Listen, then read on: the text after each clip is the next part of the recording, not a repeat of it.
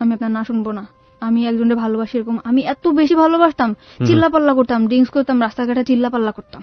ওকে, তখন আমারে বললো যে একটা মানুষের এত ভালোবাসতে পারে। তখন আমার ওই স্যার নাজিমরে ফোন দিল যে ভাইয়া একটা মেয়ে আপনাকে কতটা ভালোবাসে। তখন ও বললো যে হ্যাঁ মেয়েটা অনেক ভালো, আমি ওকে ভালোবাসি, কিন্তু ওকে আমার পক্ষে বিয়ে করা সম্ভব না।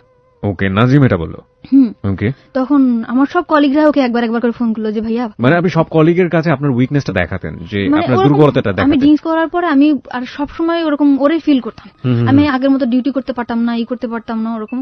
ওকে, তারপরে আমার করলো, আমি ওখান থেকে সরে আসলাম আস্তে আস্তে, মানে ফ্রেন্ডদের কাছ থেকে সরে আসলাম, কিন্তু আমি বাসায় ড্রিঙ্কস করতাম। তখন আমার স্যার বললো যে তুমি এভাবে ড্রিঙ্কস করো না পাখি, তুমি আসলে অনেক ভালো মেয়ে, এরকম বিভিন্ন রকম কথা বলতো। কিন্তু ওই পোস্টে আমি ঠিক মতো আবার ডিউটিটা করতাম, আমার কোনো জায়গা থেকে আমার ডিউটির কারণে কখনো চাকরিটা যেত না। ওকে, আমি ঠিক মতো ডিউটি করতাম, ডিউটি আওয়ার্স এর পরে আমি উল্টাপাল্টা করতাম, যেরকম ড্রিঙ্কস করতাম, আবার বাইরে ঘুরতে যেতাম, এটা করতাম। তখন আমার ওই স্যার আমার দিকে আগে আসলো। কিভাবে আগে আসলো? বললো যে তোমার মতো ভালো যদি আমার ওয়াইফ আমারে বাসতো, তাহলে আমার মনে পুরো পৃথিবীটা ওরে দিয়ে দিতাম। এই ধরনের কথা বলতো। মানে তার ওয়াইফের প্রতি অনেক ধরনের দুর্বলতা আমাকে দেখাইতো, মানে তার ওয়াইফ তার দিক দিয়ে পারফেক্ট না, সে তাকে ভালোবাসে না, সে তাকে কোনোভাবে সুখ দিতে পারে না, সে তার ছেলের দিকে যত্ন নেয় না, সে তার সংসারে কোনোভাবেই মানে মন নেই, এরকম। তখন আমি বললাম এসব কথা আমারে বলেন কেন?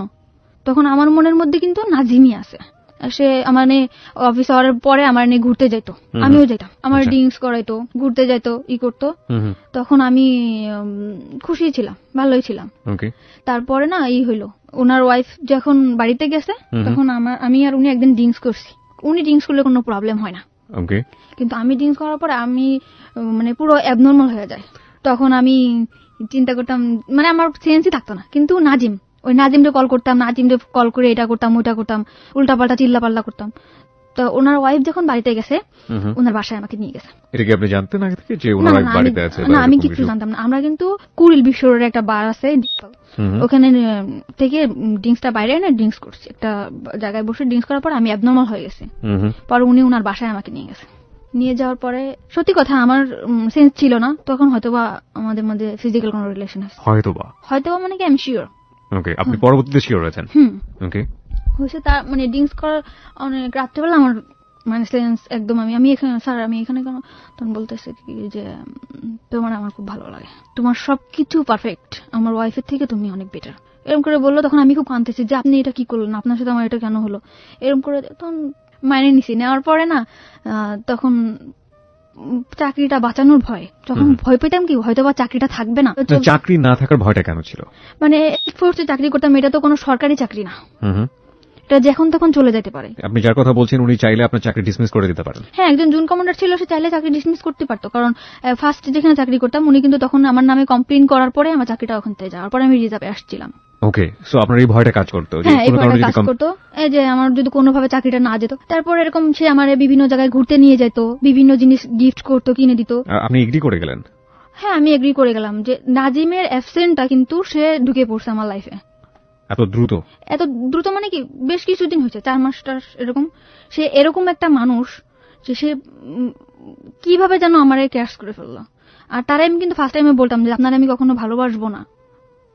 আমি তারা আরো বলতাম যে আপনার ওয়াইফ আছে না, এরকম এরকম জিনিস গিফট করবেন, এভাবে সে অনেক ওয়াইফকে কিভাবে কনভিন্স করবেন? সে তার ওয়াইফকে কিন্তু অনেক চেষ্টা করতো, কিন্তু তার ওয়াইফ সেরকম ধরনের ছিল না অ্যাকর্ডিং টু হিজ ল্যাঙ্গুয়েজ, মানে তার ভাষা অনুযায়ী। ওকে, তার কথা অনুযায়ী সে ওরকম ছিল না, সে পারফেক্ট ছিল না। ঠিক আছে, তারপরে এরকম আমার বিভিন্ন, তখনও আপনার আগের হাজবেন্ডের সঙ্গে আপনার ডিভোর্স হয়নি? না, আমার ডিভোর্স হয় নাই। আমার আগের হাজবেন্ডের সাথে আমার ডিভোর্স ছিলই না। আমার হাজবেন্ডের সাথে আমার কোনো যোগাযোগও ছিল না। তারপরে এই করছে, এরকম আসতে যাইতো আমার ডিউটি আওয়ার্সের পরে, তার সাথে আমরা একসাথে ঘুরতে যাইতাম, খাইতাম। ঠিক আছে, এরকম ভাবে ছিল। সে এরকম আস্তে আস্তে আমার একদম অনেক কাছে চলে আসলো। সে মনে করেন আমার ডিউটি আওয়ার্সের পরে আমার না দেখলে পাগল হয়ে যেত, যেমনি হোক আমার বোঝাতো। সে চলে আসতো, কোথায় চলে আসতো? অফিসের ওখানে চলে আসতো, আইসা আমার নিয়ে বাসায় নামায় দিয়ে আসতো। যেহেতু সে একজন অফিসার এবং তার আন্ডারে তো অনেক এমপ্লয়ি কাজ করে, বাকি সবাই বুঝতো না ব্যাপারটা, এবং তার জন্য এটা প্রেস্টিজিয়াস না? দূরে থাকতো অফিস থেকে, মনে করেন এখান থেকে 10-5 মিনিট হাইটে যাওয়া লাগবে, এরকম এতটা দূরে থাকতো সে আমার রিক্সায় যাইতে কষ্ট হবে দেখে সে রেগুলার, একটা ভাঙা রোড ছিল, ওই ভাঙা রোডের রেগুলার আমার জন্য বাইক নিয়ে দাঁড়ায় থাকতো। ওকে ওকে। ওখান থেকে আমাকে নিয়ে ওখানে নামাই দিয়ে আসতো, নামাই দিয়ে আসতে আসতে এরকম রেগুলার দিয়ে আসতো। তারপরে আমি বুঝলাম যে আসলে সে আমাকে অনেক ভালোবাসে, ওকে, অনেক ভালোবাসে। তারপরে আমি আস্তে আস্তে ওনার প্রতি দুর্বল হলাম। যখন আমি দেখলাম যে না, তার ওয়াইফ তার প্রতি না, তখন আমি তার প্রতি দুর্বল হলাম। তার ও দুর্বল করে ফেলছিল আমাকে, এমন মানে ওয়াইফ তার প্রতি ডিভোটেড না, এটা তো তার ল্যাঙ্গুয়েজ ছিল, তার ছিল। আর আমিও বুঝতাম। কিভাবে বুঝতেন? মানে সে যখন ফোনে কথা বলতো, মানে তার ওয়াইফের বলতো একটু পানি দাও তো, তুমি নিয়ে খাও, এটা আপনি ফোনে শুনতে পেতেন? হ্যাঁ, এটা আমি শুনতে পেতাম। তুমি নাও আমার, কিংবা এদিকে আসো তো, মানে আমি জাস্ট শুনতাম। তার ফ্যামিলি সম্পর্কে আপনি কতটুকু জানতেন? শুধু ওই ওয়াইফের বদনামই জানতেন নাকি আরো অনেক কিছু জানতেন? না, ওয়াইফের অতটুকু জানতাম, তার ফ্যামিলিটা অনেক বেশি ভালো ছিল। কিরকম? সে তার রুমে সে অনেক দিক দিয়ে তার ওয়াইফের সুখে রাখছিল, কিন্তু সে যে তার ওয়াইফ, সে কখনো মনে করতো না যে আমার হাজবেন্ডের সুখে আমি সুখী। সে মনে করতো তার সুখই তার সুখ, হাজবেন্ডের যে একটা জিনিস, এই জিনিসটা যে আমার, সে এটা ভাবতো না। এটা তো তার ভাষ্য অনুযায়ী, আপনি তো তার পরিবারের মধ্যে ঢোকেননি কখনো, আমি তার এভাবে যেয়ে দেখি নাই, দেখেন নাই। সে তার যেভাবে বলেছে আপনি সেটা সেভাবে বোঝার চেষ্টা করেছেন, এইভাবেই। ওকে ওকে। তারপর এরকম কয়েক মাস গেল, যাওয়ার পরে তখন এই কয়েক মাসের মধ্যে আপনারা কি কি করছেন? হ্যাং আউট করছেন, বাইরে ঘুরে বেড়াচ্ছেন, ডেট করছেন, রুম ডেট করছেন? জি, কন্টিনিউয়াসলি? জি, কন্টিনিউয়াসলি। একবার যেন মনে হয়নি যে অন্যায় করছেন? অন্যায় ফার্স্টে মনে হয়েছিল, পরে মনে হলো যে না, আমি আমার লাইফটা কি, আমার তো ওই নোংরা জায়গা থেকে উঠাই নিয়ে আসছে। আমি যে ড্রিঙ্কস করতাম, আজে বাজে ছেলেদের সাথে মিশতাম, আমি যে খারাপ ড্রেস, হি অলসো ড্রিঙ্কস, সে কিন্তু আমার জন্য ড্রিঙ্কস করতো, সে কিন্তু ফার্স্টে ড্রিঙ্কস করতো না। মানে আপনাকে এখানে থেকে নিয়ে আসার জন্য যে কোনো ভাবেই হোক না কেন, আপনার যে রাস্তায় আছেন সেই রাস্তায় আগে পা দিয়েছে, তারপর ওখান থেকে সরানোর চেষ্টা করেছে। আমাকে বিভিন্ন ছেলেদের সাথে আমি মিশতাম, বিভিন্ন ছেলেদের সাথে আমি ভালো কোনো ড্রেস পরতাম না, যেরকম জিন্স টপস এগুলো পরতাম। ওকে, জিন্স টপস, ওকে। এইগুলা থেকে সে আমার বাইর করছে, ভালো ভালো ড্রেস কিনে দিছে, বড় বড় হাতার জামা বানাই দিছে, যে এগুলা পরো না, খারাপ বলবে মানুষ। মানে আমার মধ্যে একটা চেঞ্জ আনছে সে। আমি যেরকম আগে রাস্তায় বেরোলে মনে হতো যে না, এই ছেলের সাথে দুষ্টামি করবো, কথা বলবো, এরকম আমার আর মনে হয় না। বাই দ্য ওয়ে, আমার একটা প্রশ্ন আছে। ছেলেটা যদি আপনাকে এতটাই ভালোবাসবে, তাহলে প্রথম দিন নিয়ে কি কেন ওই ধরনের শারীরিক সম্পর্ক করলো? সে তো অন্যভাবে আপনাকে প্রপোজ করতে পারতো। এটা হয়তো বা তারও ইচ্ছা ছিল না, এটা আমি আসলে জানি না। কখন আপনি তাকে জিজ্ঞেস করেছেন পরবর্তীতে যে তুমি আমাকে যেহেতু লাভই করো, তাহলে কেন এটা করলে? আপনি তাকে বাধ্য করেছেন অ্যাকর্ডিং টু হিজ ভয়েস, মানে সে এটা বলেছে, সে বলেছে তুমি আমাকে বাধ্য করছো, আমি একটা পুরুষ মানুষ, আমি আনকন্ট্রোল হয়ে গেছি। বাধ্য করেছে বলেন? আপনার অ্যাটিটিউডের মধ্যে এগুলো ছিল? হ্যাঁ, আমি হয়তো বা কিছু করছি, কিন্তু এটা আমার, বললাম না, আমার তখনও সেন্স নাই। আমি you are not in sense. Okay, তারপর? ঠিক আছে, এরকম বলার পর তখন আমি একটা বাসা নিলাম। বাসা নিলেন মানে ওই বাসাটা ছেড়ে দিলাম। আমি আগে যে বাসাটা থাকতাম ওই বাসাটা ছেড়ে বেশ কয়েকজন ফ্রেন্ড মিলে থাকতেন? হ্যাঁ, তখন আমি আলাদা একা একটা বাসা নিলাম। একা একটা বাসা কি ওর সিদ্ধান্ত অনুসারে নিলেন নাকি আপনি একা একা নিজে নিলেন? একা বাসাটা কেন প্রয়োজন হলো? ওর জন্য, আমি ওর একটা সময় কাটাবো, আমরা হাজবেন্ড ওয়াইফ থাকবো, বিয়ে করব। বিয়ে করার কথাও আপনাকে বলেছেন? হ্যাঁ, অল টাইম আমারে বলতো, যে আমি ওরে বলতাম হ্যাঁ বিয়ে করবো, সমস্যা কি, তুমি আমার ওয়াইফ, সব জায়গা বলতো। ওর কখনো ভয় থাকতো না যে না আমি একটা জায়গায় বলবো আমার ওয়াইফ, কখনো আমার নিয়ে ঘৃণা করতো না। ও বলতো যে তোমার আমি একটা পচা নর্দমা থেকে উঠায় নিয়ে আসছি, তুমি আমার কাছে একটা পবিত্র। ও আপনার পাস্ট সম্পর্কে জানতো, অতীত সম্পর্কে জানতো, সব, আমার পুরা ফ্যামিলির ডিটেলসও জানতো, মা বাবা ভাই বোন সব জানার পরেও আমার প্রতি অনেক বেশি দুর্বল হয়েছে। তো এরকম করে সবসময় বলতো, অনেক অনেক লাভ করতো। বাসা নিলেন কোথায়? বাসা নিলাম অফিসের পাশেই। অফিসের পাশেই? হ্যাঁ। আপনার কলিগরা জানতো যে এই ধরনের সম্পর্কে আপনি ওদের সাথে জড়াতেন? পুরোপুরি সিক্রেট ছিল বিষয়টা? পুরোপুরি সিক্রেট। আমার সবাই জানতো আমার হাজবেন্ড আছে, আমার একটা বেবি আছে, বাচ্চা, মেয়ে বাচ্চা, এটা জানতো। আমিও সবসময় ফেস করতাম যে আমার একটা বেবি আছে, মেয়ে, এরকম করে ফেস করতাম। তো ওরকম বাসায় আসতো যাইতো, সবাই জানতো আমার হাজবেন্ড। তো আমাদের মধ্যে না বিয়ে একটা সময় কাজী অফিসেও নিয়ে গেছে আমাকে। কাজী অফিসে নিয়ে গেল? হ্যাঁ, চলো বিয়ে করবো। গেছি, তখন আমার ডিভোর্স হয় নাই। তখন কাজী অফিস থেকে বললো যে ওনার তো ডিভোর্স হয় নাই, 3 মাস ডিভোর্স হওয়ার 3 মাস পর বিয়ে করতে হবে। এই কথা বলার পরে বলতেছে যে তাহলে কি করব? তখন আমি বললাম যে ঠিক আছে, আমি ফ্যামিলির সাথে কথা বলি, মা বাবার সাথে বলি যে আমি ডিভোর্স করব। আপনি কি জানতেন যে উনি যদি আপনাকে বিয়ে করতে চায় তাহলে ওনার আগের ওয়াইফের পারমিশন লাগবে? হ্যাঁ, না, এটা আমি জানতাম না। এটা আপনি তখন জানতেন না? তখন এটা আমি জানতাম না। আপনি তখন কখনো কি প্রশ্ন করেছেন যে তুমি যে আমাকে বিয়ে করতে চাচ্ছ, তোমার আগের ঘরের কি হবে, আগের সংসারের কি হবে? মানুষের 2টা বউ থাকে না, এটা অ্যানসার দিত মানুষ। আমি যদি চালাইতে পারি, আমার কি 2টা বউ থাকতে পারে না? আর আমি তো এটাই মানতাম। আপনি তো একটা সংসারের স্বপ্ন দেখতেন, সুন্দর একটা সংসার যেখানে আপনার বিচরণ থাকবে, সুন্দর একটা ঘর, সেখানে আরেকজন মানুষের শেয়ার আছে, এটা মানতে পারতেন?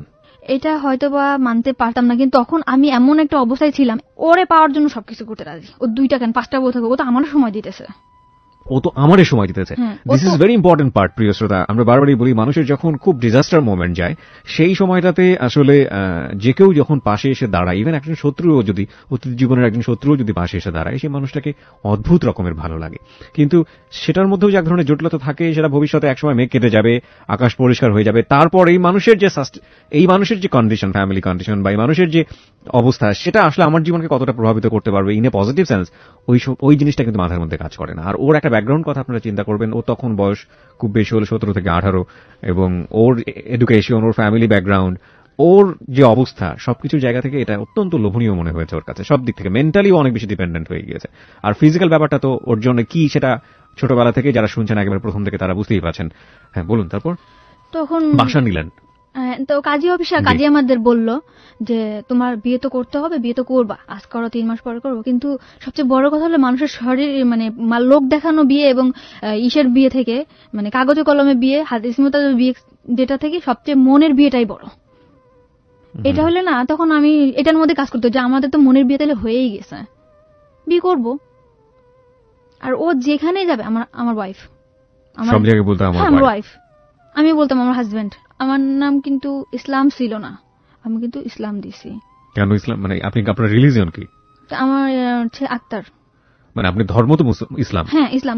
ইসলাম কেন দিলেন? ওর নামের সাথে ইসলাম আছে এই কারণে, তার নামটার শেষে ইসলাম আছে, যে কারণে আপনি ইসলাম যোগ করে নিয়েছেন। ওকে। তখন থেকে কিন্তু আমার নামের পিছনে ইসলাম যোগ করলাম, এবং সে নাকফুল, এই যে নাকফুলটা তার দেওয়া, যে আমাদের বিয়ে হয়েছে এভাবে। ও নাকফুলটা সে আপনাকে গিফট করলো? হ্যাঁ, সে আমাকে গিফট করলো। ওকে। তো নাকফুলটা গিফট করলো, যে হাজবেন্ডের নাকফুল থাকে, আমি নাকফুল পরলাম।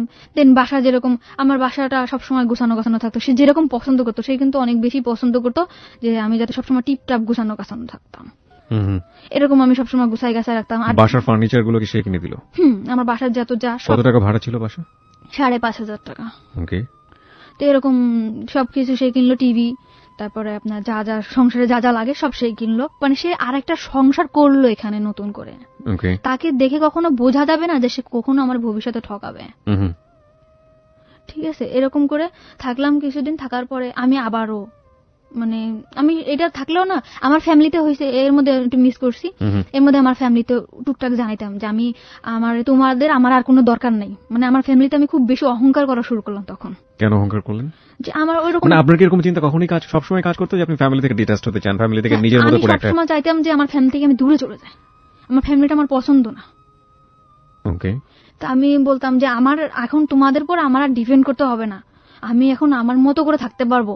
আমার লাইফে এমন একটা মানুষ আসছে যে তোমাদের কথা আমার চিন্তা করতে হবে না। মানে সবসময় অহংকার করতাম আমার ফ্যামিলির প্রতি, যে তোমরা কেমন থাকো তার থেকে ভালো আমি থাকি, আমি অনেক বেশি ভালো থাকি, এরকম করে বললাম আমার ফ্যামিলিতে। এবং সেটা কি জানতো যে কি কারণে আপনি এই অহংকারটা করছেন? হ্যাঁ, তারা আমার প্রশ্ন করতো যে কেন এরকম করো, তুই বিয়ে করছো? আমি হ্যাঁ, মানে আমার ফ্যামিলিতে আমি বলতাম যে আমি বিয়ে করছি, আমি ভালো আছি। আমার বাসা আমার বোনও চিনতো না, আমার মাও চিনতো না। বলতে না কখনো? না, বলতাম ভালো আছি। ওকে। আর বলতাম ভালো আছি, এই জন্য তারা কখনো চাপও দিত না যে না আমি ভালো আছি। আর আমার গার্জিয়ানটা তত বেশি শক্ত ছিল না যে অন্যান্য বাচ্চারা যেরকম দূরে থাকলে মারধর করে একটা জায়গায় আনে, আমার মনে হয় ওরকম কখনো আমি পাই নাই, শক্ত গার্জিয়ান আমি পাইনি। কিন্তু ও আমার অনেক বেশি শক্ত গার্জিয়ান। ওর পারমিশন ছাড়া আমি কখনো বাসার থেকে নামতাম না, কখনো কোনো কারোর সাথে করতাম না।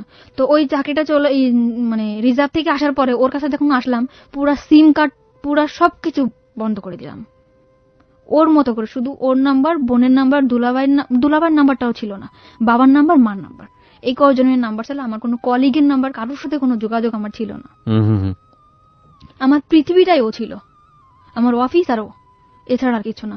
ও তেমনি, মানে যতটুকু সময় অফিসে থাকবে, অফিস শেষ করে বাসায় যে ড্রেসটা চেঞ্জ করে আমার বাসায় চলে আসবে রাত 10টা। কিন্তু রাত্রে থাকতে পারতো না, যেহেতু সে ম্যারিড পার্সন, চলে যেত রাত্রে।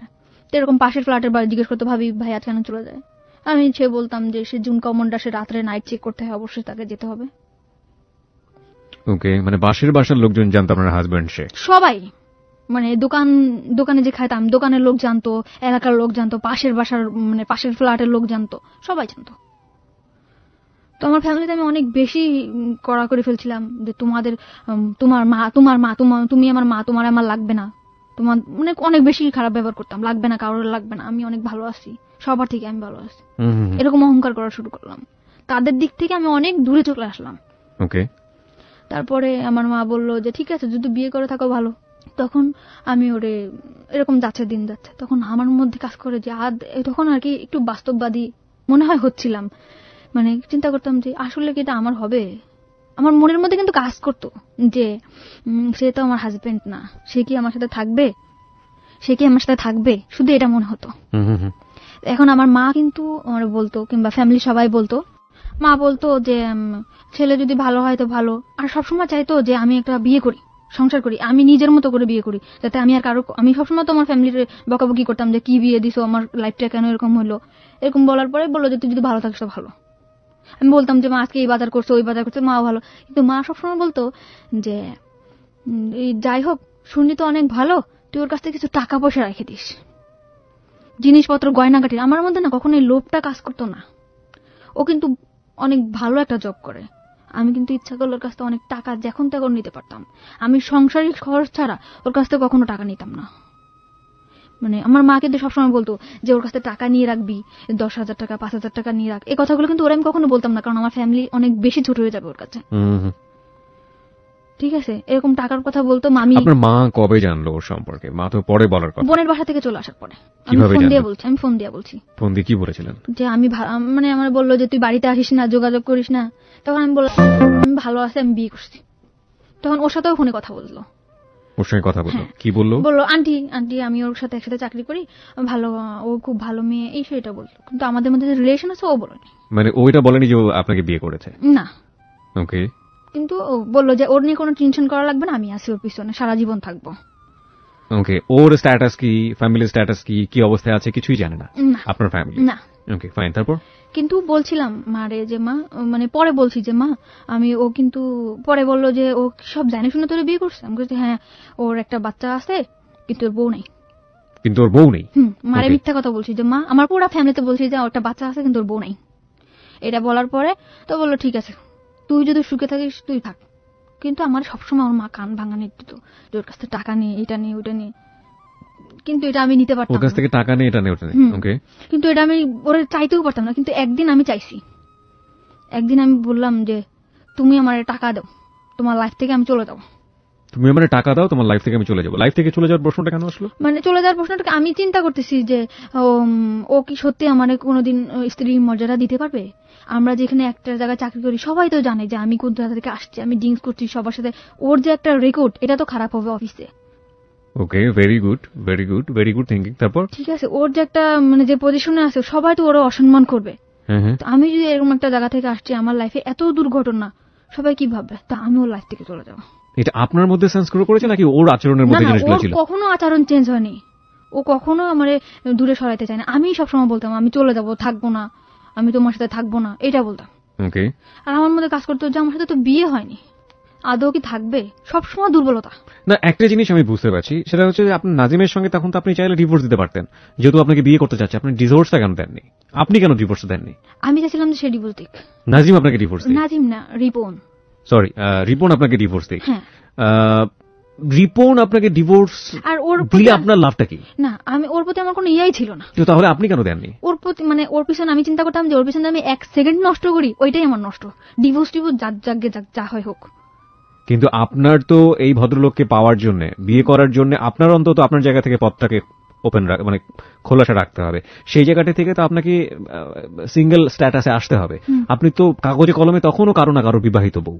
তো আপনার কখনো মনে হয়নি যে আপনি ওকে ডিভোর্স দিয়ে দিবেন? রিপনকে ডিভোর্স বহুবার মনে হয়েছে যাই ডিভোর্স করি, আবার মনে হচ্ছে না করে করবো, সমস্যা কি? কিন্তু ওইভাবে যদি আমি জানতাম যে আসলে আমাদের অমুক ডেটে বিয়ে, কিংবা আসলে বিয়েটা হচ্ছে মানে ফিক্স করা যদি থাকতো, তাহলে আপনি এরকম একটা, কিন্তু আসলে বিয়ের ব্যাপারটা খুব ইমোশনাল ছিল, চলো করে ফেলি, তারপর আবার যা সেরকম অবস্থায় চলে যাওয়া। ওকে, মানে সিরিয়াস ছিলেন না আপনার আলটিমেটলি। ইমোশন যখন আসতো তখন সবকিছু করে ফেলবো, ইমোশনটা থেমে গেলে আবার আগের জায়গায়। Very important. ওকে, তারপর? তখন আমি ওরে বললাম যে আমি তোমার লাইফ থেকে চলে যাবো। তখন ও বললো কেন চলে যাবা? তুমি থাকবে না, কারণ এইভাবে হয়, তুমি কখনো আমার সাথে রাত্রে থাকতেছো না, তুমি আমার বিয়ে করতেছো না, আমি এইভাবে কি সংসার জীবন হয়? আমার একটা সংসার না এটা। তখন ও বললো যে তুমি আমার লাইফ থেকে চলে যাও, তুমি টাকা চাচ্ছ, তুমি টাকা নিবা, কিন্তু এই বাসায় থাকবা, তুমি এই বাসা থেকে কোথাও যেতে পারবা না। ও টাকার নিয়ে আপনাকে প্রশ্ন করেনি যে তুমি টাকা দিয়ে কি করবা? কোনোদিনও প্রশ্ন করেনি, কোনো প্রশ্ন সে করেনি। টাকা চাচ্ছ, টাকা নিবা। ওকে, টাকা চাচ্ছ, টাকা নাও, তোমার অ্যাকাউন্ট করে দিয়েছি, অ্যাকাউন্টে রাখো, তাও ভালো, কিন্তু তোমার আমি কখনো আমার জীবন থেকে তুমি যাইতে পারবা না। প্রিয় শ্রোতা, আমাদের আর একটা বিরতির সময় হয়েছে, আমরা এখানে একটা বিরতি নিতে চাই। আপনারা সবাই শুনছেন close up presence hello 8920 ABC radio FM 89.2 এ। আমি আরজি কিবরিয়া রয়েছে আপনার সঙ্গে। আজকে এখানে পাখি তার জীবনের গল্প বলছে। আমরা 4 মিনিট পর আবারও ফিরে আসতে চাই এই জীবনের গল্পে। আর ওকে দেখার জন্য আপনারা চলে আসতে পারেন আমাদের ফেসবুক পেজে। আমাদের ফেসবুকের ঠিকানা www.facebook.com/abcradiofm89.2। এছাড়াও আপনি চলে আসতে পারেন আমার ফেসবুক পেজে। আমার ফেসবুকের ঠিকানা হচ্ছে facebook.com/kibria.rj, KEBRIA, স্পেলিংটা হচ্ছে KEBRIA.RJ। ফিরে আসবো ঠিক 4 মিনিট পর।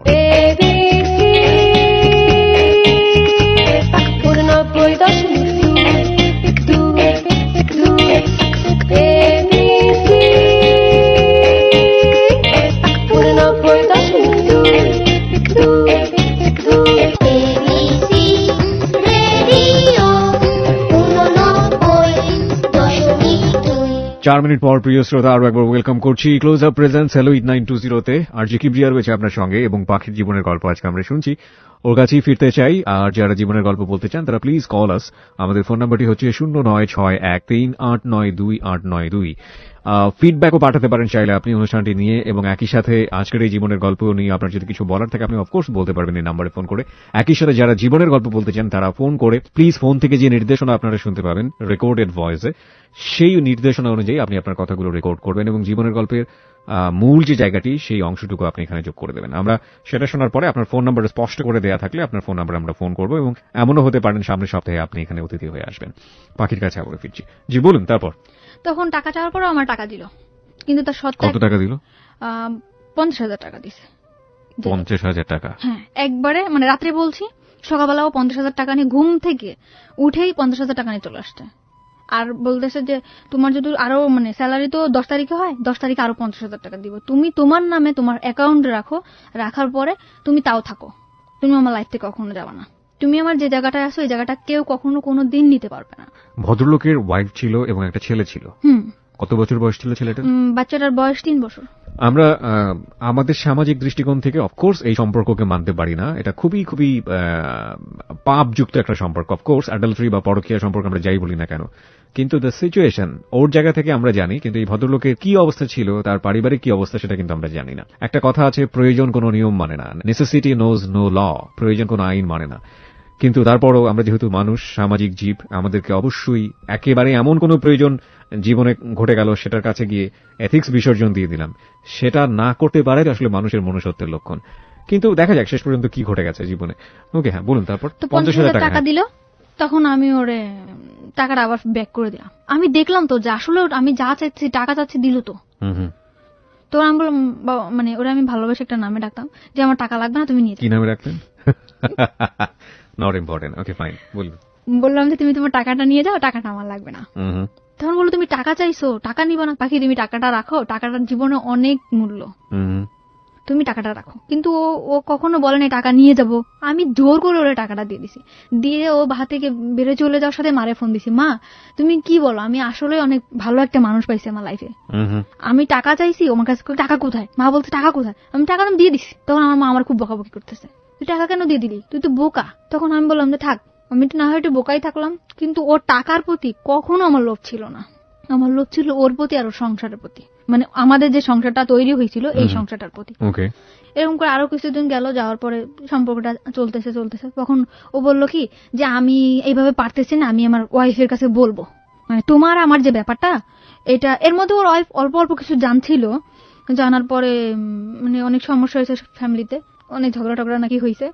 তারপরে আমারে বললো যে পাখি আমি এটা আমার ফ্যামিলিতে বলবো। বললাম ঠিক আছে বলবো। এক মিনিট, ওর ফ্যামিলিতে অল্প অল্প জেনেছে? কি জেনেছে তখন পর্যন্ত আপনি কি জানেন? মানে আমি জানি যে তার সাথে একটা মেয়ের সাথে সম্পর্ক আছে, মানে তার ওয়াইফ জানে তার মেয়ের সাথে সম্পর্ক আছে। কিভাবে ওয়াইফটা বুঝলো এটা? বুঝলো কারণ ওই যে চেঞ্জ, সে বাসায় যায় না ঠিক মতো, বাইরে সময় দেয়, আবার আমিও মাঝে মাঝে ফোন করে ফেলি না, সে ধরে ফেলে, ওর ওয়াইফ ধরে ফেলে। তখন আপনি কি বলেন? তখন আমি বলি যে ম্যাডাম আমি তো একটা ডিউটির কারণে ফোন দিছিলাম, তো তুমি এত ডিউটির কারণে কেন ফোন করো? মানে আপনার নামটা সে জানতো? ওকে, মানে তুমি কেন বারবার ফোন করছো? অন্য কারো সমস্যা না, তোমার কেন? আমি বারবার একটা এক্সকিউজ দিতাম, এই সমস্যা ওই সমস্যা, তখন কিছুটা হলো আঁচ করতে পেরেছে ভদ্রমহিলা। ওকে, পারে না তো এরকম। ওর ওয়াইফ জানার পর ও বললো যে এভাবে আর হচ্ছে না, বাকি আমি ব্যাপারটা বাসায় বলবো। ও নিজেই বললো, ডিসক্লোজ করতে চাই। হ্যাঁ, আমি তোমার ছাড়া বাঁচতে পারবো না, আমার ছেলে ছাড়া থাকতে পারবো না। ওকে, আর আমার ছেলের রাখতে গেলে ও থাকবে, তা আমি চাই না কাউরে ঠকাইতে। ও থাক, তুমিও থাক, মানুষের কি দুইটা বউ থাকে না? চালাইতে তো পারবো, আমার কি চালানোর সামর্থ্য নাই? আমি অবশ্যই পারবো, ইনশাল্লাহ পারবো। তখন বললাম ঠিক আছে। তখন ও বাসায় জানানোর পরে দাঁড়ান একটু, এখানে খুব ইম্পর্টেন্ট বিষয়, ব্যাপারটা আসলে এত সহজে হয়ে যায় না। বাসায় জানানোর সিদ্ধান্ত নিল, আপনি তাকে বললেন যে ঠিক আছে তুমি জানাও, আপনার মধ্যে ভয় কাজ করেনি? না, আমার সবসময় ইচ্ছা ছিল তারা পাবো, যত তাড়াতাড়ি তারা পাই, মানে সবকিছু ওপেন হয়ে যাক, সবার সামনে খোলামেলা হয়ে যাক। আমি তারা পাচ্ছি না, এইভাবে চুরি চুরি করে কয়দিন হয়, বাইরে বেড়াইলে চুরি চুরি, মানে রাত্রে থাকতে পারতেছে না আমার হাজবেন্ড, আমি কাছে পাচ্ছি না, কতদিন এরা হয়? আপনার হাজবেন্ড না, তখনও হয়নি, মানে আপনি তাকে চিন্তা করছেন হাজবেন্ডের জায়গা থেকে। ওকে, বাসায় জানালো কবে নাগাদ? এটা হচ্ছে এক্সাক্ট ডেটের দরকার নেই, আনুমানিক কতদিন আগে বা ক মাস আগে? এই 1 মাস। 1 মাস আগের ঘটনা বলছেন আপনি? হ্যাঁ। ওকে, জানালো 1 মাস আগে জানাইছে। জানানোর পরে ওর কি বলেছে বাসায় বলছে যে, মানে কিভাবে বলছে এটা আমি শুনি নাই, আমি তো তখন ছিলাম না, মানে এটা বলছে যে তোমার সাথে আমার একটা কথা আছে, আমি তোমার বলবো, কথা বলো। ওকে, ও বলছে যে হ্যাঁ বলো। এর মধ্যে রোজারিতে বাড়িতে যায় নাই, কিন্তু ওর ওয়াইফ বাড়িতে গেছিল। বাড়ি মানে কোথায়? ওদের বাড়িতে? হ্যাঁ, গ্রামের বাড়িতে। আচ্ছা। ও কিন্তু রোজারিদের আমার সাথেই ছিল পুরো রোজার, যে ঈদের 3 দিন পর ওর বাসার থেকে ফোন আসছে, একটা জমি জমার কাজে ওর বাড়ি যাইতে হবে, তখন ও বাড়িতে গেছে। কিন্তু ওর ওয়াইফের সাথে মানে একটু মৌলমানিল্লা হওয়ার কারণে ওর ওয়াইফ ওর বাপের বাড়িতে ছিল, ও ওর বাড়িতে ছিল। তো যখন ওর ওয়াইফ শুনছে যে ও বাড়িতে আসছে, তখন ওর ওয়াইফ ওর বাড়িতে চলে আসছে। মানে কি ওনার ওয়াইফের বাড়ি আর ওনার বাড়ি খুব পাশাপাশি? হয়তোবা, আমি জানি না, এরকম চলে আসছে। তখন ও বাড়িতে যাওয়ার পথে ও আবার একটা অ্যাক্সিডেন্ট করছে।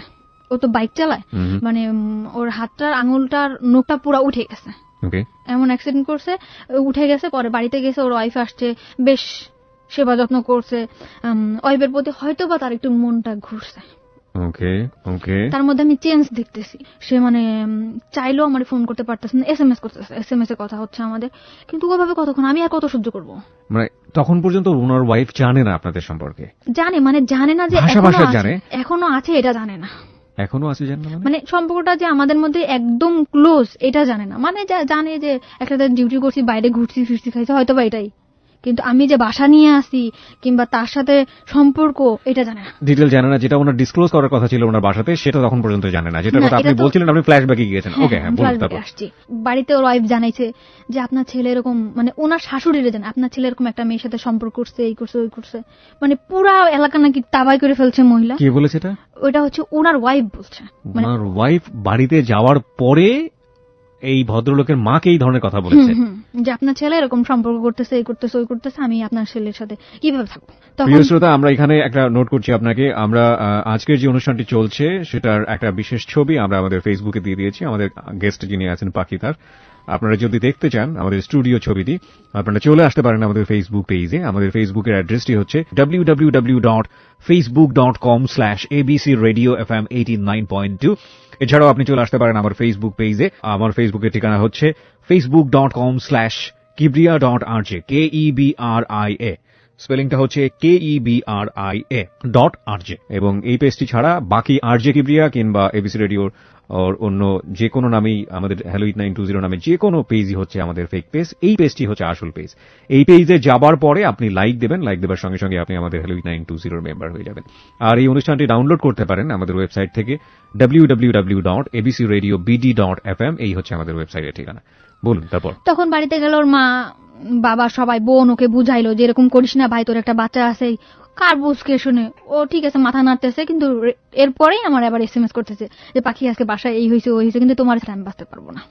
ওই অ্যাক্সিডেন্টের কারণে 2 দিনের জন্য বাড়িতে গেছিল, অলরেডি 6 দিন থাকা হয়ে গেছে। কিন্তু ওর প্ল্যান ছিল যে ওর বউরে ও আর আনবে না, বাড়িতে রেখে খরচ দিবে, এখানে আমার সাথে সংসার করা শুরু করবে। তখন আমি মহা খুশি এটা শোনার পর, হ্যাঁ, যে সে আমার সাথে একদম পুরাপুরি থাকবে। আমি খুব খুশি, আমি মানে আত্মহারা হয়ে গেছি খুশিতে। তখন ও আমার ফোন দিছে বাসা থেকে বের হয়ে, যে আমি তোমার কাছে আসতেছি, আমার কথাটা এখনো কানে বাজে, যে আমি তোমার কাছে আসতেছি, তোমার জন্য আসতেছি তুমি। আমি আবার খুব কান্নাকাটি করছি ওর জন্য। ওর যখনই ফোন দিত তখনই কাঁদতাম, যখনই ফোন দিত তখন তুমি কবে আসবা, তুমি বাড়িতে গেছো, ওকে তোমার কাছে আসছে, মানে আমি ওর ওয়াইফের কথা, ওকে তোমার কাছে আসছে, ওকে তুমি কি ওরে মানে একসেপ্ট করছো, তোমাদের মধ্যে সমস্যা ছিল, এটা কি তোমাদের ঠিক হয়ে গেছে? ও বলতো যে না, এটা জীবনও হয় না, তোমার আমি ভালোবাসি না। মানে আপনি আর চাইতেন না যে ওদের মধ্যে সমস্যাটা ঠিক হোক? না। Very honest opinion. এই মেয়েটি একসময় পরামর্শ দিত তার স্যারকে যে মানে আপনি কিভাবে আপনার ওয়াইফের মন জয় করতে পারেন। সে এখন আর চায় না তার ওয়াইফের সাথে তার সম্পর্কটা ভালো হোক, এবং সেটা নিঃস্বার্থের জন্যই। The ugly truth of life, এরকমই হয় জীবন। এটা আসলে কোনো সিনেমার গল্প নয়, এটা জীবনের গল্প, এবং এজন্যই আমরা বলি life is more than drama. জীবন নাটকের চেয়েও অতি বেশি নাটকীয়। বলুন তারপর। তারপর আমি খুব খুশি। ওখানে বলতেছে যে পাখি আমি আসতেছি, আমি তোমার জন্য আসতেছি। আমি বলতেছি তুমি প্রত্যেকদিন বলতেছো আসতেছো, প্রত্যেকদিন। আমি প্রত্যেকদিন ও যখন আসতে বলে না, তখন আমি একটা রান্না টান্না করতেছি, বাসাটা আবার গুছাইতেছি, বাসায় চলে আসবে, তখন আবার আসে না। আর সারা রাত দিন কান্দি। আর পাশে যে ফ্ল্যাটে যে ভাবি ছিল, উনিও ঈদের সময় বাড়িতে গেছে, পুরা ফ্ল্যাটটার মধ্যে আমি একা ছিলাম। যখন আপনি জানতেন মাঝে মাঝে যে ওর স্ত্রীর সঙ্গে আছে, বা স্ত্রীর সঙ্গে হাজবেন্ড এন্ড ওয়াইফ হিসেবে রাত কাটাচ্ছে, তখন আপনার কেমন লাগতো? আমার কিছু লাগতো না, কারণ আমি তো জানতাম। You don't feel any jealousy, feel করা বা হিংসা ফিল করা? আমি তখন জেলাস হইতাম না। হতেন না? না, কারণ আমার তো, ও তো আমার, মানে ওর সাথে যতই থাকুক, যতই এক বেডে থাকুক, এতই একসাথে থাকুক, ও তো আমার। ওকে। আর বলতো বাসায় কি হয়েছে না হয়েছে সবসময় আমাকে বলতো, আজকে বাসায় হয়েছে, পাখি হয়েছে। বললো যে আমি ওরে আর নিয়ে আসবো না, ও বাড়িতে থাকবে। তুমি কবে আসতেছো? আমি কালকে সকালে রওনা করতেছি। আমি তো খুব খুশি, আমি রান্না বান্না বেশ, খাওয়া দাওয়া সব ঠিকঠাক, আমি অফিসে যাইতেছি। তুমি রওনা করছো? রওনা করে আমার ফোন দিচ্ছে, পাখি আমি রওনা করছি।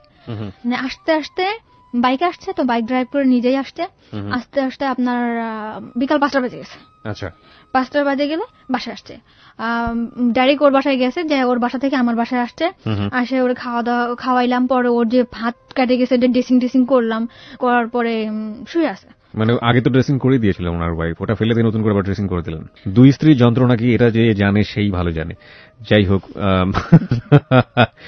বাট এটা কতটুকু শুরু হয়েছিল সেটা আমরা সামনে গেলে বুঝতে পারবো। Okay fine. তারপরে আমরা একসাথে বসে আছি। আমাদের বাসাটা অনেক বেশি সুন্দর ছিল, মানে ও আমার অনেক ভালো একটা পরিবেশে রাখছিল। তো আমাদের বেলকুনিটা অনেক সুন্দর ছিল, তো এরকম বসে আছি। তো ওর মধ্যে মানে টেন্স কাজ করতেছে। আমি বলতেছি মানে তুমি এরকম টেনশন না, কোনো টেনশন, তুমি আমার পাশে থাকলে কোনো টেনশন। এরকম করতে করতে না অনেক রাত্রিবেলা ঘুমাচ্ছে না, ওর মধ্যে ঘুম নাই। কি হয়েছে তোমার, বলো আমাকে কি হয়েছে। মানে কি ফর দ্য ফার্স্ট টাইম আপনার সঙ্গে নাইট রাতের বেলা থাকছে? না, ওর ওয়াইফ চলে যাওয়ার পরেই তোমরা থাকতো, রাতের বেলা থাকতো আপনার সঙ্গে। ওকে। তখন আমারে বলতেছে যে পাখি তোমার একটা কথা বলি। আমি বলো কি হয়েছে। বলতেছে কি আমার ওয়াইফ আসতেছে। ওয়াইফ আসতেছে মানে কি? বলতেছে কি হ্যাঁ, ও বাড়িতে খুব অশান্তি করছে, ও বাড়িতে থাকবে না, ও ঢাকাতে আবার আসতেছে, ও আমার সাথে থাকবে। তুমি কি চাও? বলছে আমার বাচ্চাটার কারণে, আমার বাচ্চাটার মুখের দিকে তাকায় ওরা রাখতে হবে। তখন আমার মাথা পুরো আকার ভেঙে পড়ছে। এত আশা, এত কিছু, একটা সংসারের লোভে এত কিছু আমি করতেছি, মানে পাপ পুণ্য কিছু বুঝতেছি না। নিজে যে পাপ করতেছি এটা তো জানতেছি, তারপরও ওই দিকে মানে এড়াই চলতেছি, পাপের দিকটা এড়াই চলতেছি, যে না একটা সংসারের লোভে। তারপরও কি আমার সংসারটা হবে না? তখন আমি ওরা বললাম তুমি কি বললা এটা? সে তো তার জায়গায় থাকবে পাখি, তুমি তো আমার প্রাণ, তোমার ছাড়া কি আমি থাকতে পারবো? সে প্রচুর কাঁদতেছে, তার কাছে আমার শরীরটা থাকবে পাখি, কিন্তু মনটা তোমার কাছে থাকে। কিন্তু আগে যে আমি মানতে পারতাম না যে ওয়াইফের সাথে থাকে কি হবে, কিন্তু এখন আর মানতেই পারতেছি না। আমি এত কান্নাকাটি করতেছি, এর মধ্যে শেষ নাই। পরে ও বলতেছে তুমি এরকম করলে আমি কি করে পারবো। তা ঠিক আছে, বাড়ির থেকে আসলে ওরা আমি এবার জানাবো তোমার আমি বিয়ে করছি, তোমার সাথে আমি থাকবো। মানুষের 2টা বউ থাকে না, তখনও ডিসিশনটা নিল যে আমি বাড়িতে জানাবো, মানে আমার ফ্যামিলি। তখন আপনার ডিসিশনটা নিয়েছে। সো আমরা পেছনে ফিরে গিয়ে আসলে এই স্টোরিটা জানলাম। ফাইন। তারপর তখন ওর ওয়াইফ একাই চলে আসলো বাড়ি থেকে। ওই রাতটাও থাকলো, পরের দিন রাতটাও থাকলো, তারপরের দিন বাড়িতে চলে গেল। ওর ওয়াইফ আসার পরে ওর ওয়াইফ বলতেছে যে ওয়াইফের সাথে রয়েছে, বিকালে আমার কাছে আসছে, সকালে ওর ওয়াইফ আসছে, বিকালে আমার কাছে আসছে। পাখি সত্যি কিন্তু আমি বলবো কিন্তু। আমি বলো, আমিও খুবই যে বলো, যদি কাছে পাই, যা হয় হোক। ও রাত্রেবেলা বাসায় গেছে, তার 2-4 দিন পরে ওর বাসার কি মেহমান ছিল, মেহমান চলে গেছে। তারপরে বলতেছে আজকে রাতে আমি বলবো। আমি ঠিক আছে, আজকে রাত্রে তুমি বলবা। ওর ওয়াইফ বলছে সবকিছু বলার পর ওর ওয়াইফ আমাকে ফোন করছে। ফাইন। ফোন করে কি বলেছে ইন ডিটেইল বলেন। রাত তখন 2টা বাজে, কিন্তু আমার সাথে কথা ছিল কি ও বাসায় যে যখন ওর ওয়াইফকে বলবে তখন আমাকে ফোনে লাইনে রাখবে, কিন্তু ও রাখে নাই। তখন আমি বারবার ফোন দিতেছি, আগে কিন্তু বাসায় থাকলে ফোন দিই না, আমি বারবার ফোন দিতেছি, যা হয় হবে, ও যদি না বলে আজকে আমি নিজেই বলবো। পরে ওর ওয়াইফ ফোন দিতেছি দেখে ওর ওয়াইফ আমাকে ফোন করছে আবার ওর নাম্বার দিয়ে, যে আপনি কে? আমি বলছি যার ফোন তার কাছে দেন। ডায়েরি কিভাবে বলতেছে? বলছে ফোনটা তো আমার হাজবেন্ড। আমি বলছি আমারও তো হাজবেন্ড। বলতেছে আপনার হাজবেন্ড মানে? আমি বলছি আমার হাজবেন্ডের কাছে ফোনটা দেন। তখন বলতেছে যে আপনি কি পাখি? আমি জি। আপনার সাথে আমার কথা আছে। জি বলেন। তখন বলল যে আপনারে মানে একটা সময় কিন্তু আমারে ফোন করে বকাবকি করতো। তখন বলল যে আমি আপনার প্রতি অনেক ভুল করছি। কি ভুল? আপনারে আমি ফোন করে বকাবকি করছি, যে আপনি যে আমার হাজবেন্ডের সাথে সম্পর্ক এত দিনের এত ঘনিষ্ঠ আপনার আমি জানতাম না। এখানে একটু থামাচ্ছি। ঘনিষ্ঠ বলতে এই ভদ্রলোকই তার ওয়াইফকে সবকিছু বলেছে যে আপনার একটা ফিজিক্যাল অ্যাটাচমেন্টে আছেন এবং আপনাকে আলাদা বাসা ভাড়া করে দিয়েছে, ওখানে তাকে নিয়ে সংসার করছে, এরকম সবকিছু বলেছে। হ্যাঁ সবই বলছে সে। তারপর ভদ্রমহিলা ফোনে আর কি বললো আপনাকে? সে মানে ততটা বেশি মানে উত্তেজিত এরকম কোনো কিছু না, শান্ত ছিল। হ্যাঁ একদম চুপচাপ। বলতেছে ঠিক আছে আপনারা যদি থাকেন তো আমি চলে যাবো, আপনাদের লাইফ থেকে আমি চলে যাবো, আমার ছেলে নিয়ে আমি বাড়িতে চলে যাবো, ওর যা আছে এটা আমি বাসায় বসে আমি খাইতে পারবো, ও আমার ঢাকাতে থাকা লাগবে না, আপনারা যদি থাকে তো আপনি ওরে নিয়ে থাকেন, ও যদি আপনার সাথে থাকে আপনি ওকে নিয়ে থাকেন। আমার তো 100% মনে বল যে ও আমার সাথেই থাকবে। ওকে ওকে, ভেরি ইন্টারেস্টিং। ফাইন, তারপর আমি আর ওর ওয়াইফ অনেক সুন্দর করে কথা বলে একটা ডিসিশন নিলাম যে কালকে আমরা দেখা করতেছি। কালকে দেখা করছি মানে কি? ওর ওয়াইফের সঙ্গে আপনি দেখা? ওর ওয়াইফ আর আমি একটা ফেস টু ফেস হবো কালকে। কেন?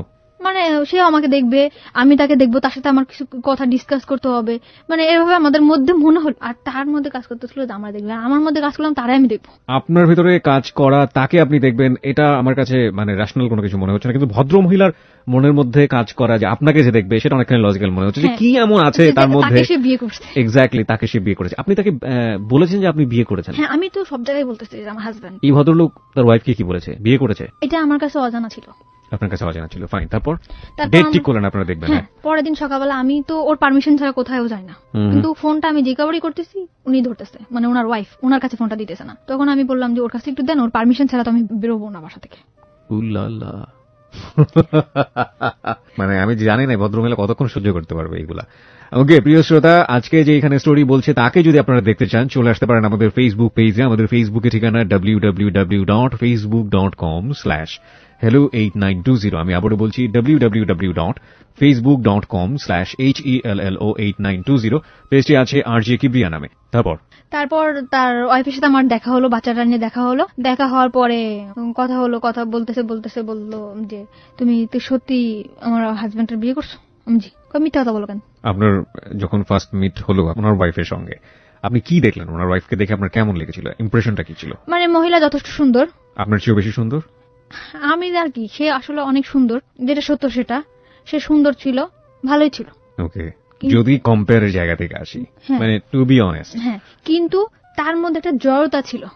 জড়তা বলতে মানে আমি যেরকম মানে এই ঢাকা মানে কিরকম একটা হয়ে গেছি না, কিন্তু তার মধ্যে একটা জড়তা কেমন ছিল, গ্রাম্য একটা ভাব ছিল, কিন্তু আপনার চেয়েও দেখতে সে যথেষ্ট সুন্দর ছিল। সে যথেষ্ট সুন্দর। তখন আমার ও বললো, মানে ওনার ওয়াইফ বললো যে আমি তোমারে বলতেছি, সে যদি তোমারে ভালোবাসে, তোমার নিয়ে যদি থাকতে চায়, তো তুমি তার নিয়ে থাকতে পারো, আমার কোনো কষ্ট নেই। তখন আমি তারে ফোন দিলাম যে আমার তো মানে হইতে হবে যে আসলে সে আমার সাথে থাকবে কিনা। মানে এই যে ভদ্রলোকের সঙ্গে আপনি ঘর সংসার করতে যাচ্ছেন, আমরা এখানে ভদ্রলোকের নামটা বলছি না, কারণ তার একটা সামাজিক সমস্যা হতে পারে, সে কারণে আমরা ভদ্রলোকের নামটা বলছি না। ইনফ্যাক্ট এখনো সে ওই প্রতিষ্ঠানে কাজ করে।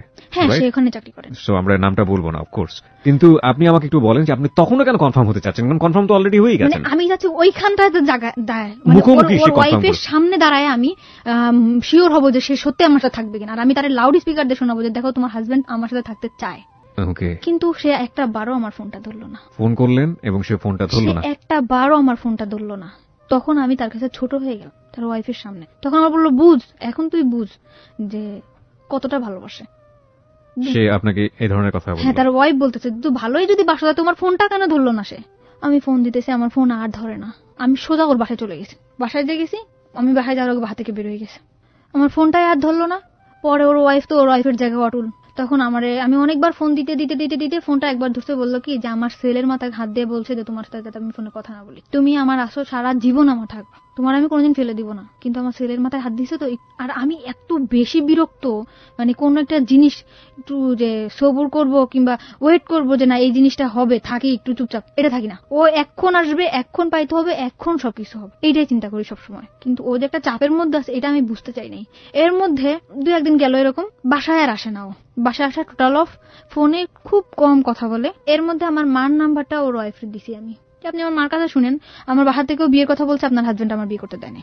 বাসা থেকে বললো যে ওর জন্য ছেলে দেখছি, তোর তো বিয়ে দেবো। তখন আমার বাসা থেকে আপনার মা এই ভদ্রলোককে বলেছে? হ্যাঁ, তখন ও বললো যে না আপনি ওর জন্য কেন ছেলে দেখবেন, আমি আসি না, ওর জন্য ছেলে দেখবেন না, এভাবে বলছে, অনেকভাবে বলছে যে ওর কোনো বিয়ের চিন্তা ভাবনা। এবং যে কারণে আপনি ওনার ওয়াইফকে আপনার এই নাম্বারটা দিয়ে দিয়েছিলেন? হ্যাঁ, যে আপনি জিজ্ঞেস করেন। তখন আমার মার সাথে আর আমার ওনার ওয়াইফের সাথে একটা ডিল হয়। ডিলটা আমিও জানতাম না, সেও জানতো না। মানে আমাদের যে হাজবেন্ড, আপনাদের যে husband, really pathetic. He is not your husband, but আপনি চাইতেন তাকে হাজবেন্ড হিসেবে, এবং সে সেটা জানতো না। আপনি জানতেন না এবং সেও সেটা জানতো না, কিন্তু জানতো হচ্ছে তার স্ত্রী এবং আপনার মা, তাই তো? ডিলটা এমন ছিল যে আমার মা এসে আমাকে বাড়িতে নিয়ে যাবে, চাকরি বাকরি থেকে ছাড়াই দিবে, তার ওয়াইফ তাকে কিছু টাকা দিবে, আমার ভবিষ্যতের জন্য কিছু টাকা দিবে। আমার মা রাতারাতি ঢাকা থেকে মানে খুলনা থেকে ঢাকাতে চলে আসলো, যে আমারে নিয়ে যাবে। কিন্তু আমি তো অসম্ভব। আমি আপনার বাসা খুঁজে পেলো না, আমার বাসায় নয়, ফোনেই আমার সাথে কথা হতেছে।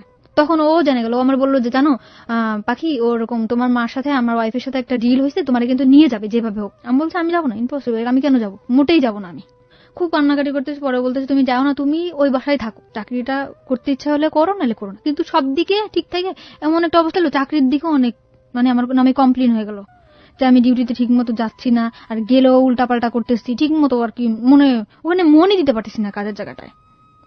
তারপর ওর ওয়াইফ এরকম বলার পর আমার মারে বেশ লোক টোপ দেখাইছে যে আসো করবো, টাকা পয়সা দিব।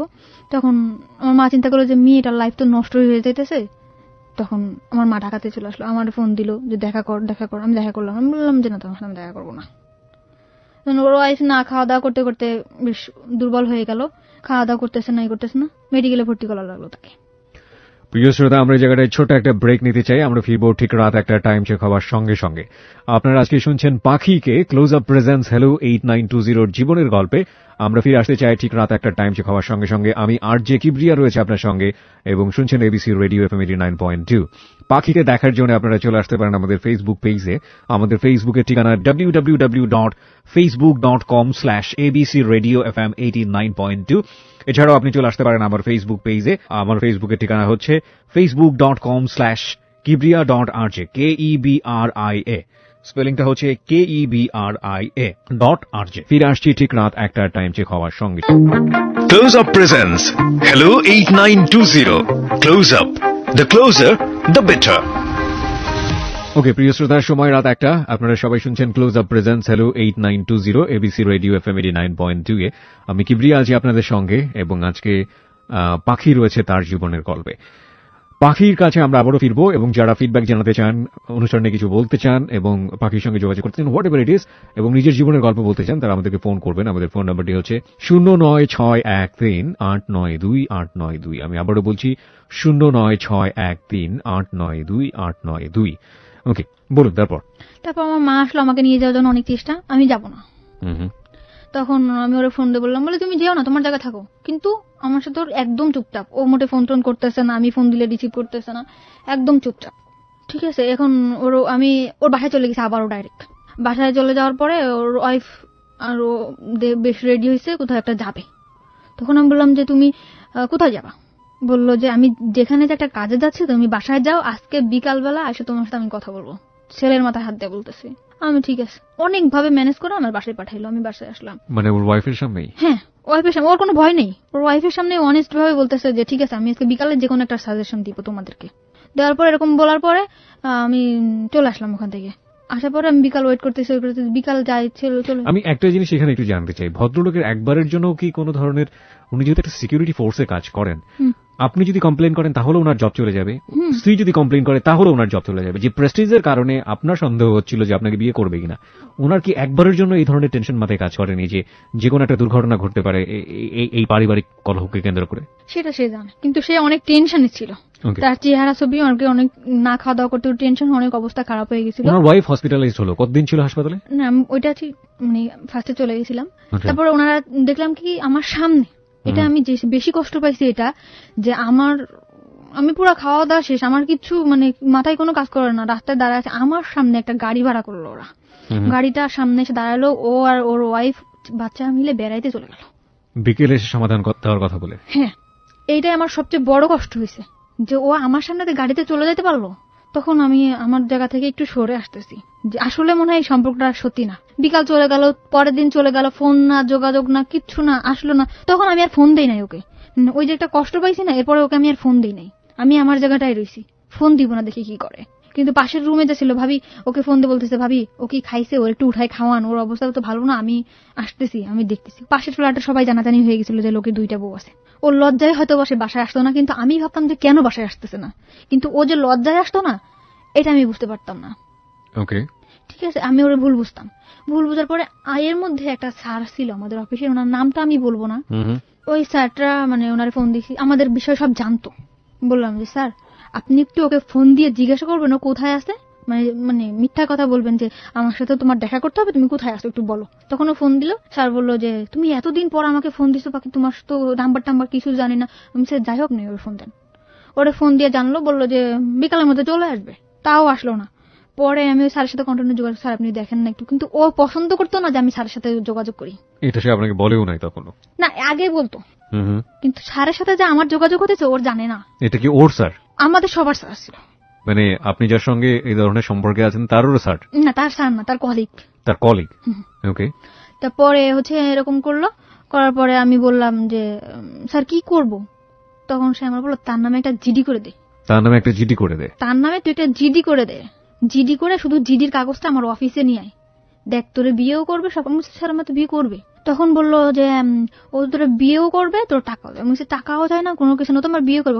বোকা, এখন তো তোর আর বিয়েই করবে না, চাকরি নিয়ে টানাটানি পড়ে যাবে, তুই শুধু একবার কর। আর আমার মাথার মধ্যে না তখন যেন কেমন হইলো যে আসলে মনে হয় থাকবে না, হবে না।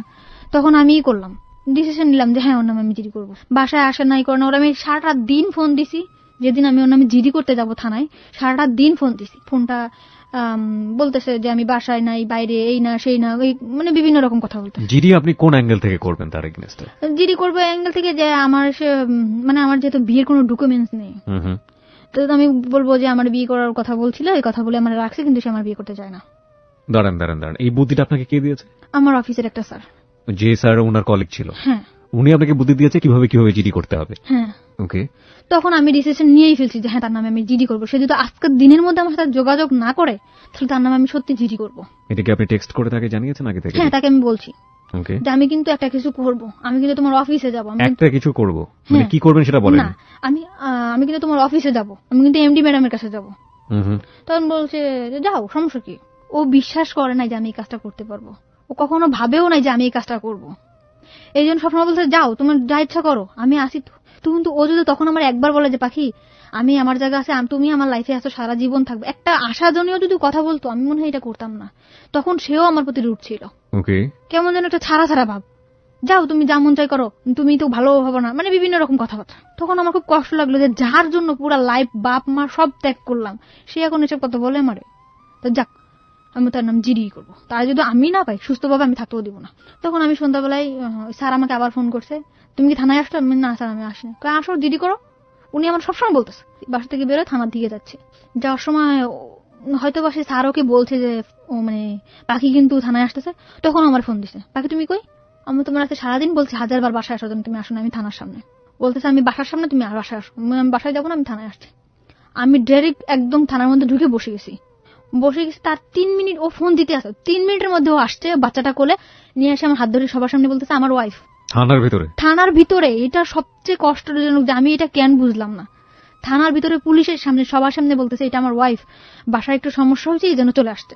আমি কিন্তু তখন কোনো জিডি করিনি, জাস্ট বসছি, তখন নিয়ে চলে আসছে। তখন করছে। বাচ্চাটাকে সাথে করে নিয়ে আসলো কিভাবে? আমি বুঝলাম না, শুধু বাইক চালাতো। হ্যাঁ বাইক চালাচ্ছে, মানে এর মধ্যে একটু মিস করছে আমি কথা যেটা কি ওর ওয়াইফ অসুস্থ হয়ে গেছে, তাকে মেডিকেলে নিয়ে আসছে। মেডিকেলে নিয়ে আসার পরে তার পাশের এলাকার 2টা মহিলা, খুব ডেঞ্জারাস মহিলা, মানে এলাকার ওখানকার স্থানীয় মহিলা দুটাকে, মানে কে আমি কখনো দেখিনি, তার বিষয়ে কিছু জানিও না, তার ওয়াইফ বাচ্চা ছাড়া আমি কিছু চিনতাম না। কিন্তু ওই মহিলাটা আসতে ওদের ভিতরে আসে বলল যে তুমি কি জানো আমি তো তার আর একটা বউ, তোমার যে বলতেছো বিয়ে করছে তোমার কাগজপত্রে নিয়ে আসো, আমারও বিয়ে করছে। আমার ওই মহিলার সঙ্গে আপনার দেখা হলো কিভাবে? থানায় যাওয়ার পরে। কিন্তু ওনার সাথে আমার ফোনে বাসায় থাকতে কথা হয়েছে। এই কথা শুনে আমি আরো রাইয়ে গেছি বেশি, যে তার আরো একটা বউ আছে। ঠিক আছে, তখন আমি বাসা থেকে বেরো থানা থেকে গেছি, পরে দেখলাম তার বাচ্চাটাকে কোলে নিয়ে আসে, বাইকটা মনে হয় মেডিকেলে ছিল, বাইকটা তখন তার সাথে ছিল না। ইনফরমেশনটা সে পেল কিভাবে যে আপনি থানায় গেছেন? মনে হয় ওই স্যারটাই ওকে বলছে। অদ্ভুত না ব্যাপারটা, কারণ একসাথে আপনাকে ইন্সপায়ার করছে, আবার ওকেও যেতে বলছে থানাতে। ওর কাছেও ভালো থাকতেছে, এবার আমার কাছেও ভালো থাকতেছে সে। ওকে, বুঝছেন। এখন আমারে স্যারটা কি আপনাকে পছন্দ করতো? স্যারটা মানে আমাদের মধ্যে ভালো একটা সম্পর্ক ছিল, কি আমি সবসময় তারে সবকিছু বলতাম, স্যারকে সব বলে দিতেন। মানে বলতাম স্যার ওর সাথে আমার এরকম ঝগড়া লাগছে কিংবা এই হয়েছে এরকম, মানে স্যারটা কম বেশি জানতো। ঠিক আছে। আর আমার ওই আগের লাইফটা সম্পর্কে সে জানতো যে আমি এরকম দুষ্ট ছিলাম, আমি ড্রিঙ্কস করতাম, এমনকি সেও আমার অনেক ড্রিঙ্কস করাইছে। ওই স্যারও আপনাকে ড্রিঙ্কস করিয়েছে? ঠিক আছে। এই জন্য সে চাইতো না যে আমি তার সাথে কখনো যোগাযোগ করি। বলুন, তারপর আমাকে থানার ভিতর থেকে নিয়ে চলে আসলো, নিয়ে চলে মেডিকেলে গেল সোজা। বলতেছে যা হয় হবে, তুমি আমার বউর সামনে চলো, মেডিকেলে চলো। তোমার রাস্তায় এভাবে তুমি করে বেড়াতেছো, ওদিকে আমার বউ, তুমি কি আমার মারে ফেলতে চাও? তুমি আমার নামে মামলা করবা? তুমি পারবা পাখি? তখন আমি বললাম, আমি আসলে ভাবলাম আসলে আমি এত ভালোবাসি, ওনার আমি মামলা করতে পারবো? আমি আবার ঠিক হয়ে গেছি, আমার মধ্যে মামলা করার কোনো টেনশন নেই, চিন্তায়। আমি মেডিকেলে গেলাম। যাওয়ার পর ওই 2 মহিলা মেডিকেলে আমার সামনে ওরে মারতেছে। স্যার বলতেছে তোর থেকে কি তোর ওই মানে তোর ওয়াইফের থেকে কি এর চেহারা খারাপ, মানে ওই আমার থেকে কি ওর ওয়াইফের চেহারা খারাপ যে আমার বিয়ে করলো? কেন করলো? এই তুই তো খারাপ মেয়ে, তোর কোনো নাই, ডকুমেন্টস দেখা, কাগজপত্র দেখা। তখন আমি তো ভয় পেয়ে গেছি যে কাগজপত্র তো আমার কাছে, আমি কি করব? তখন ও আমার সামনে ধরে মারতেছে দেখে আমার না ভয় লেগে গেছে। এখন আমি পুলিশ নিয়ে এসে তোরে ধরাই দিব, আর ওর বউরে দিয়ে তোর নামে কেস করাবো, তুই এর সংসার ভাঙতেছিস। এই কথা বললেন। আমি কখন থানা পুলিশ করি না, আমার ভয় লেগে গেছে খুব। আর ও খুব মানে ওখানকে মানে ইসের লোক তো, মানে এলাকার লোক, ও ওখানে অনেকদিন আছে, একটা সবাই জানাজানি হবে। ও আমার হাত ধরে বলতেছে পাখি চলো তোমার বাইরে রেখে আছো, মহিলা দুটো কিন্তু খুব খারাপ, এখানে তোমার কিন্তু খুব অপমান করবে। আচ্ছা, এই কথা বলে আমার রিক্সা উঠা দিতে গেল। আমি রিক্সা উঠে চলে গেছি, প্রায় অনেকটা দূর চলে আসছি। আমার ওই স্যার আবার ফোন দিছে। পরে বললাম স্যার আমার না এরকম এরকম বলছে, আর কি ওই মহিলা দুটোরে ভাড়া করছে, ও তোরে মারি ফেলবে, এই জন্য তুই আগে থানার ভিতরে যে ঢুক।